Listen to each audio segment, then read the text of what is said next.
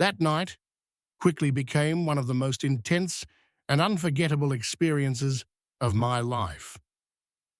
It was an ordinary Saturday, the kind where everything seemed calm, but just beneath the surface, something was waiting to break.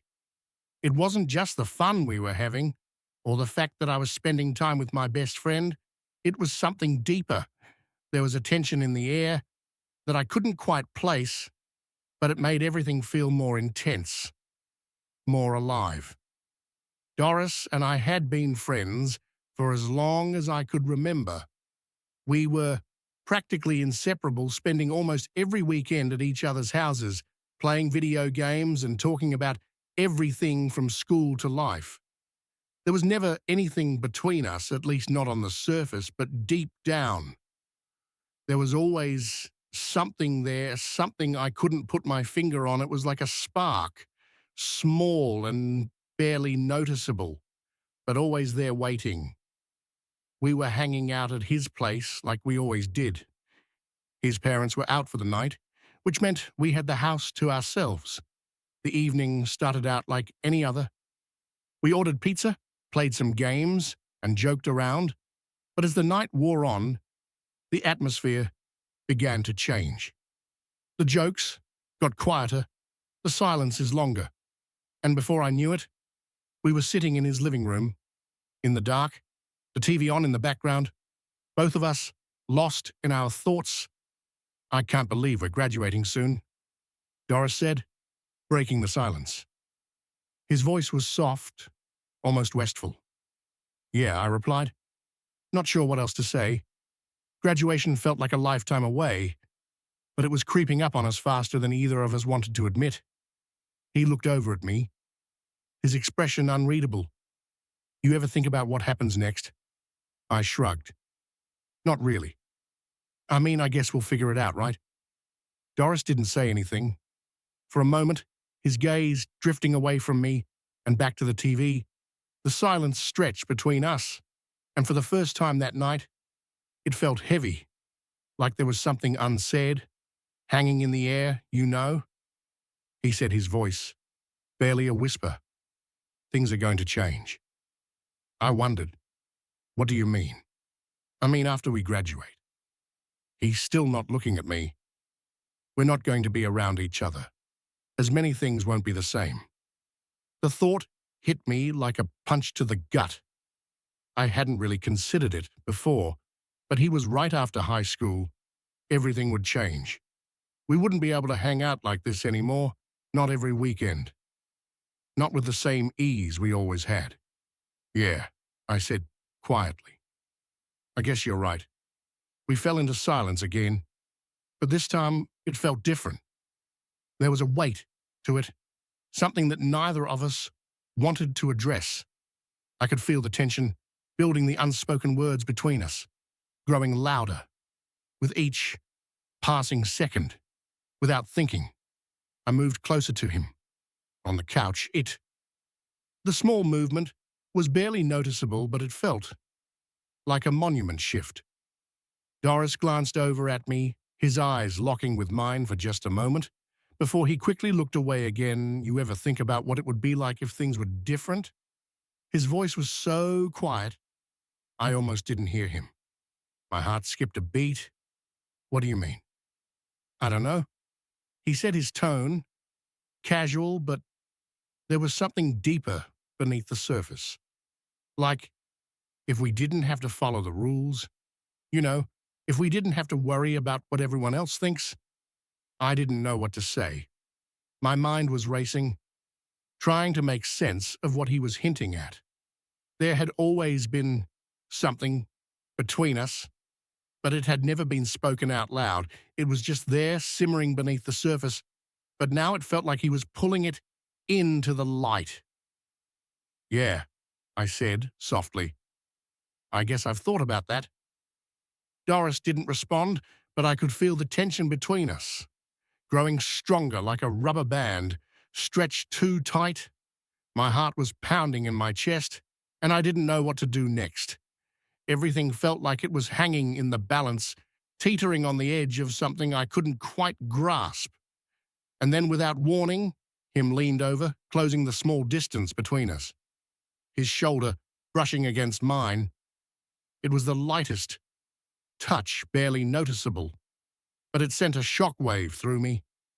I held my breath, waiting for what would happen next, unsure if I should say something, do something, or just let the moment pass. But it didn't pass. Doris shifted even closer, our knees touching now, and I could feel the warmth radiating from him.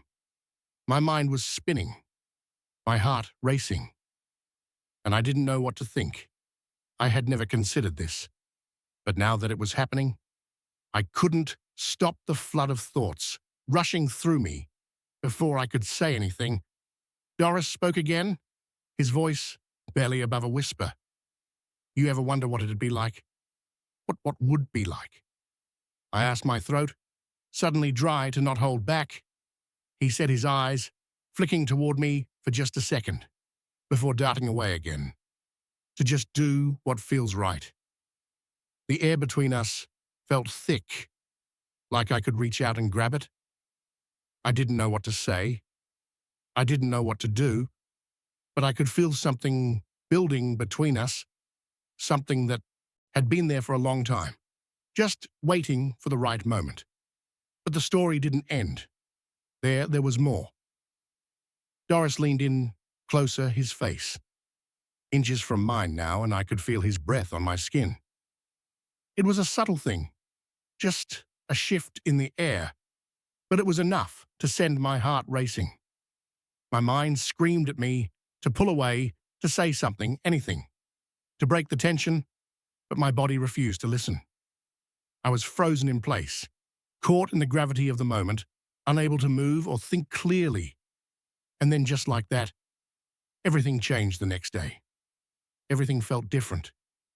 It was as if the air around us had thickened, charged with an energy that wasn't there before. Doris and I didn't talk about what had happened that night, but we both knew something had changed.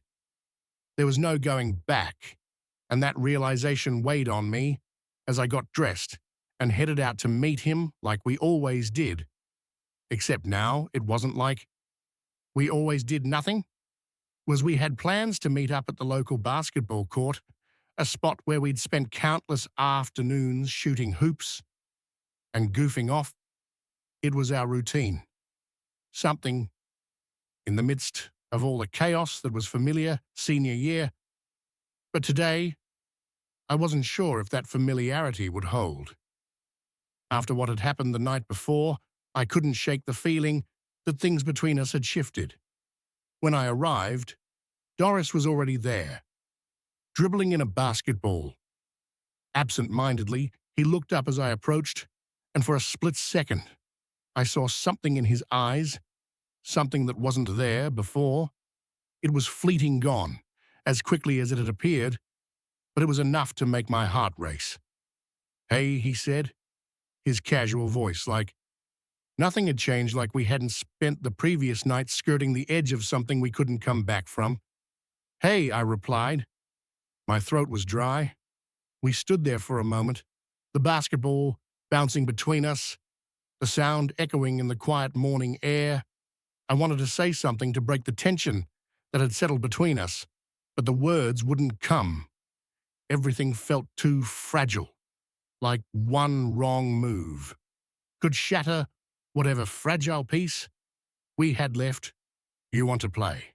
Doris asked, tossing the ball in my direction. I caught it, the familiar weight of it, grounding me for a moment. Sure, I said, though my heart wasn't in it. We played for a while, falling into the rhythm of the game, but the tension between us never really went away. It lingered in the spaces between our movements, in the way our eyes met, and then quickly darted away in the silence that followed every joke or comment. After a while, Doris called for a break, leaning against the chain-link fence that surrounded the court. I joined him, wiping the sweat from my brow, my mind still racing with everything that had happened the night before. So he said, after a long pause, his voice quiet last night, I froze my heart, skipping a beat. I had hoped we could avoid this conversation, that maybe we could pretend nothing had happened, but deep down, I knew that wasn't possible. Yeah, I said, not sure where to go from there. Doris was quiet for a moment, his eyes fixed on the ground. Did it? Did it feel weird to you? I swallowed hard, my pulse quickening. I don't know, I admitted, my voice barely above a whisper. What about you? He shrugged, still not meeting my eyes. I guess. We've been friends for so long.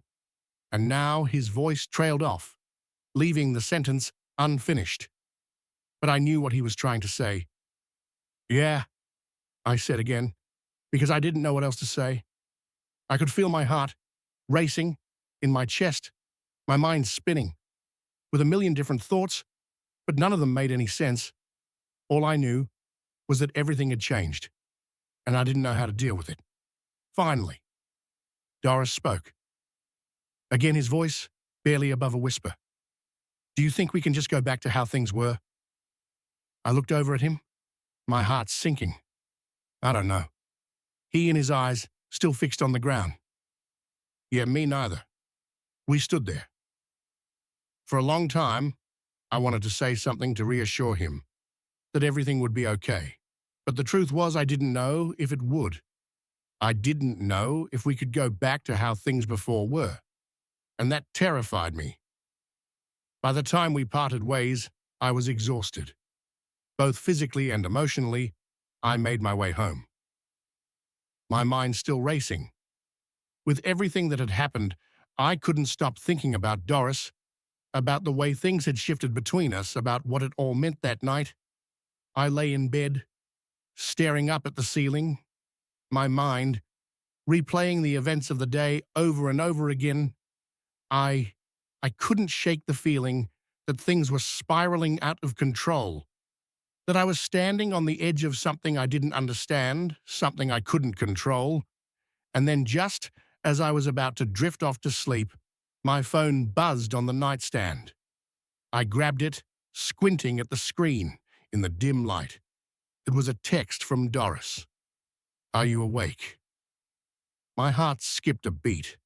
I hesitated for a moment, my fingers hovering over the screen, before he replied, Yeah. There was a long pause before his next message came through. Can we talk? I stared at the screen, my pulse quickening. I wasn't sure if I was ready for this conversation, but I knew that avoiding it wasn't going to make things any easier. After a moment, I typed out a response, sure. What's up? The three little dots indicating he was typing appeared on the screen, and I held my breath, waiting for his response. I've been thinking a lot about what happened last night. I swallowed hard, my fingers trembling as I typed out my reply, Me too. Another long pause. Then do you regret it? I hadn't really thought about it in those terms, but now that he had asked, I couldn't avoid the question any longer. Did I regret it? I wasn't sure. Everything was so confusing, so tangled up in emotions I didn't fully understand. After what felt like an eternity, I finally typed out a response. I don't know. Do you this time? The pause was even longer. I could feel my heart racing, my hands shaking as I waited for his reply number. I stared at the screen, my mind racing. I hadn't expected that. I didn't know what I had expected. But it wasn't that. My pulse quickened, my stomach churning with a mix of emotions I couldn't quite name. Before I could respond, another message came through. I think I want to figure this out. Together. I froze my heart, pounding in my chest. I wasn't sure what he meant by that. If he meant that he wanted to talk about what had happened, or if he meant something more. But the way my heart raced at the thought made it clear that I had my own answer. After a moment, I typed out a response. Yeah, me too. There was a long silence after that, and for a moment, I wondered if the conversation was over. But then, just as I was about to put my phone down, Another message came through. Do you want to come over tomorrow? We can talk about it in person. My heart skipped a beat. The idea of seeing him again, of talking about everything face to face, made my stomach churn with nervous energy, but at the same time, I knew that avoiding it wasn't an option. If we were going to figure this out, we needed to talk. Yeah, I'll be. There the next day, I found myself standing outside his house, my heart pounding in my chest. I hadn't been this nervous to see Doris in years, but now everything felt different. The air between us had shifted, and I didn't know what to expect. When I walked through that door, he opened it before I could knock, as if he had been waiting for me. His eyes met mine, and for a moment, neither of us said anything. The tension between us was palpable, thick in the air, and I could feel my pulse quicken. We made our way to the living room, sitting down on the couch where everything had started just a couple of days ago. The silence between us wasn't awkward. It was loaded, charged with something I didn't fully understand. Doris was the first to speak, his voice quiet but steady. I've been thinking a lot about us, about what happened. I don't trust myself to speak. I don't know what this is. He continued, his eyes meeting mine. But I know that I don't want to lose what we have. I don't want to lose you. His words hit me like a tidal wave, and for a moment I couldn't breathe. I had been so caught up in the confusion and fear that I hadn't stopped to think about what this might mean for us, for our friendship. But now that he had said it, I realized that I felt the same way. I don't want to lose you either, I said, my voice barely a whisper. The room fell into silence again, but this time it felt different. There was something hanging between us, something unspoken but undeniable. And as we sat there side by side, I realized that whatever happened next, there was no going back. The moment I stepped into Doris's room, it felt like the air had thickened heavy with the weight of everything unspoken. My heart raced, and I could feel the blood pounding in my ears, knowing that whatever was about to happen would change everything between us. It wasn't just about the conversation anymore. We had crossed a line, and there was no retreat. Doris closed the door behind me. Softly, his footsteps were quiet as he moved across the room. We hadn't said much since I'd arrived, but there was no need. The way his eyes locked onto mine, the way he hovered just a few feet away, it was clear we were both thinking the same thing. It was inevitable now. He sat down on the edge of his bed, the familiar creak of the mattress breaking the silence between us. I stood there, my back against the door, my pulse racing, as I tried to gather my thoughts, but it was useless. My mind was a blur, a swirl of emotions and desires I hadn't wanted to confront. Not like this, but here we were, and there was no turning back. Do you ever wonder? Doris's voice was soft, hesitant, but it cut through the thick air like a blade. What if this is something we don't have to ignore? I blinked, unsure of how to respond. My mouth felt dry, my hands trembling slightly as I pushed myself off the door and took a few steps forward. The room felt smaller now, the space between us shrinking in width. Every inch I moved closer. My heart beat faster. Yeah, I said, my voice barely audible, though I wasn't sure if it was the truth or just what I thought I should say. He smiled, but it wasn't the carefree grin. I was used to this smile and was different, nervous, unsure. I've been thinking about it a lot more than I probably should. I swallowed the tension between us, growing with each passing second.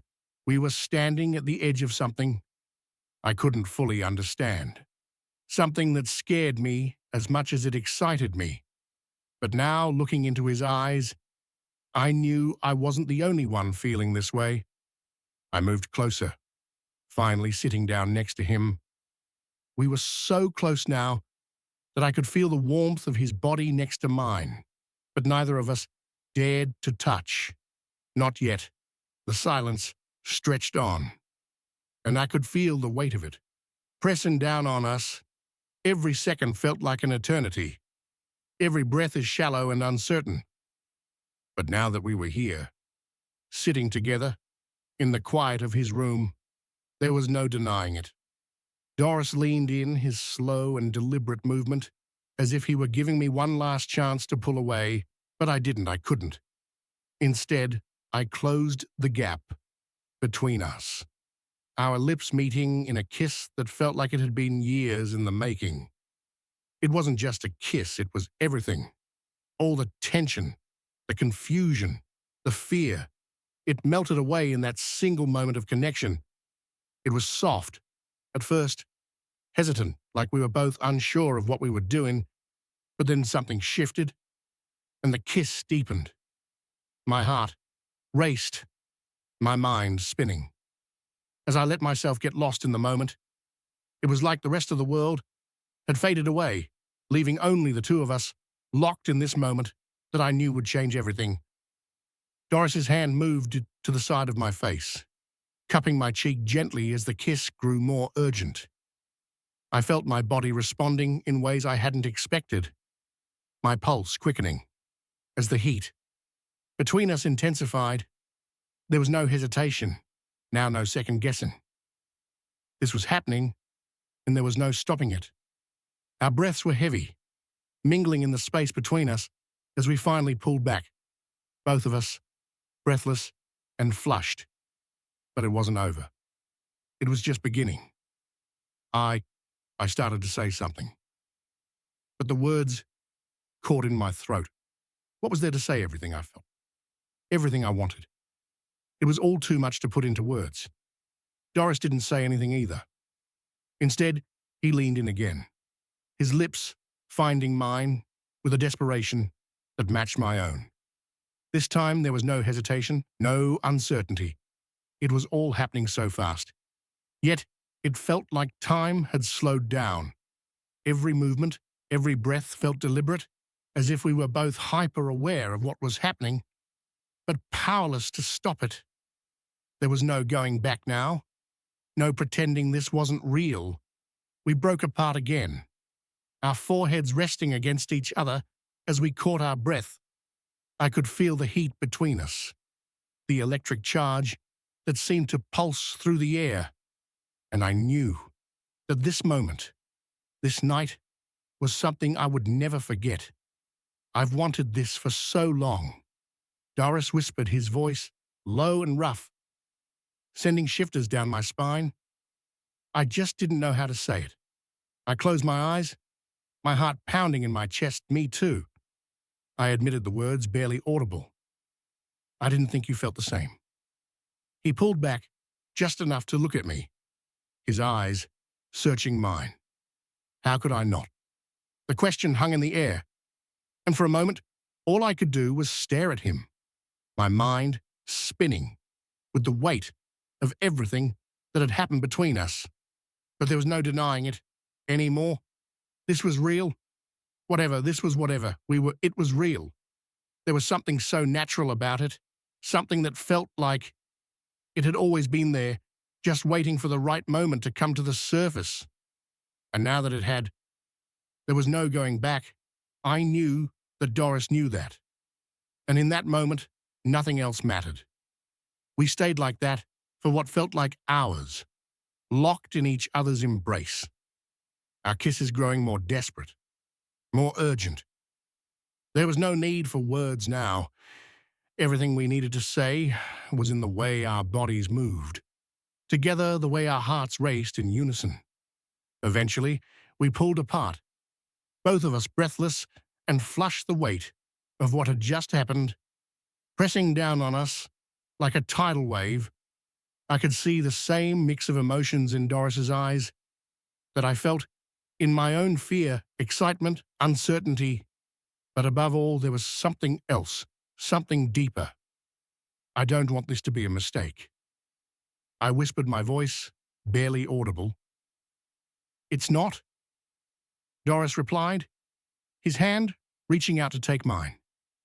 It's not a mistake. I wanted to believe him.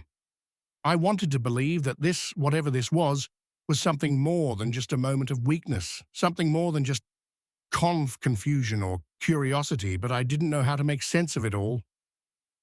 I'm scared, I admitted, my voice trembling with the weight of the confession. Doris squeezed my hand, his eyes never leaving mine, me also. We sat there in the quiet of his room, the weight of everything that had happened between us hanging in the air. There were no easy answers, no way to make sense of what had just happened. But for the first time in a long time, I alone didn't feel alone, and that at least was something. We stayed like that. For a long time, the silence between us is comfortable.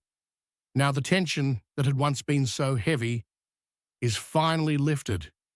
There was still so much left unsaid, so much we didn't understand, but at that moment it didn't matter, because we had each other, and that was enough. The room was still, but everything felt different. We sat in the quiet aftermath of something that had shifted the very foundation of our friendship. Neither of us said anything for a while, the silence stretching out in front of us, but this time it wasn't uncomfortable. It was the kind of silence that carried meaning, that held everything we hadn't been able to say. Before Doris leaned back on his bed, gaze focused on the ceiling, I could feel the weight of his presence beside me. The gravity that had drawn us together, still lingering in the air.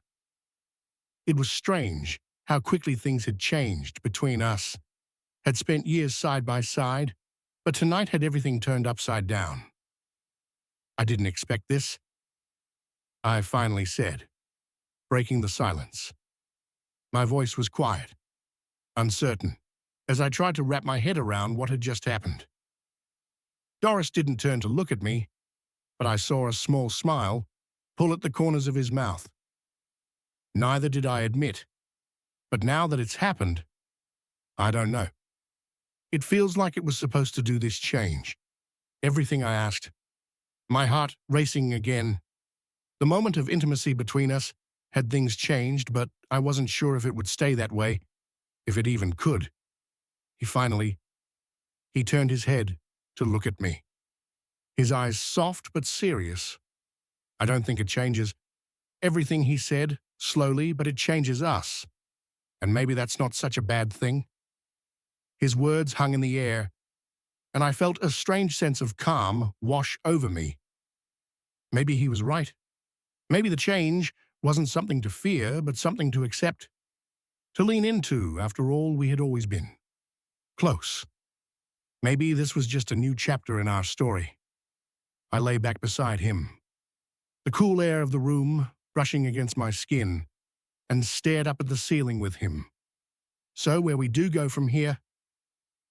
I asked. Doris let out a little laugh, the sound lightening the atmosphere just a bit. I guess we figure it out as we go. That was the truth. There was no guidebook for what we were experiencing. No clear path forward, but in a way that was freeing. We weren't tied to any expectations or rules. We could make this whatever we wanted it to be. I guess that's all we can do. I replied, feeling the tension in my chest begin to ease. We lay there for what felt like hours, talking about everything and nothing. The conversation flowed easily between us, the way it always had. But there was something deeper beneath the surface now, an understanding. We didn't need to define it, but we both knew things were different in a good way after a while. Doris sat up, glancing at the clock on the wall. "It's late," he said, running a hand through his hair. "You want to stay over?" I had hesitated for a moment, not because I didn't want to stay, but because I wasn't sure what staying would mean. Now we had crossed a line. one that couldn't be uncrossed, and part of me wondered if spending the night would complicate things even more. But then again, maybe complicating things wasn't such a bad thing. Not anymore. Yeah, I said, sitting up beside him. I'll stay. Doris smiled, and for the first time, in what felt like a long while, everything felt easy. We stood up, moving around the room in a comfortable rhythm as we got ready for bed. The silence between us filled with a new-found understanding. There were no awkward glances, no lingering tension, just a quiet comfort in knowing that we were in this together. As I climbed into the bed, pulling the blanket over myself, Doris lay down beside me. It wasn't the first time we'd shared a bed, but now it felt different, not awkward, not tense, just new, like we had stepped into a part of our friendship we hadn't known existed. Until now, we kept laying there in the dark, the quiet hum of the night settling around us. And for the first time, in a long time, I felt at peace. It wasn't a perfect resolution. It wasn't some grand revelation. But it was enough to know that we weren't alone in this. Enough to know that whatever came next, we'd face it together. I closed my eyes, my mind finally calming as sleep began to pull me under. But before I drifted off, I heard Doris's voice, soft in the darkness. "Hey," he whispered. "Yeah," I mumbled, half asleep. "I'm glad it was you," he told him. Words filled me with a quiet reassurance, and I found myself smiling, with softly eyes still closed. "I'm glad too." I whispered, my voice barely a breath in the darkness. As I drifted towards sleep, the future felt distant. And what mattered most was that we'd faced this moment together. That was enough. For now, I never thought things would change between us. But after that night, nothing was ever the same. And while the future feels uncertain, one thing is clear. We've crossed a line we can't come.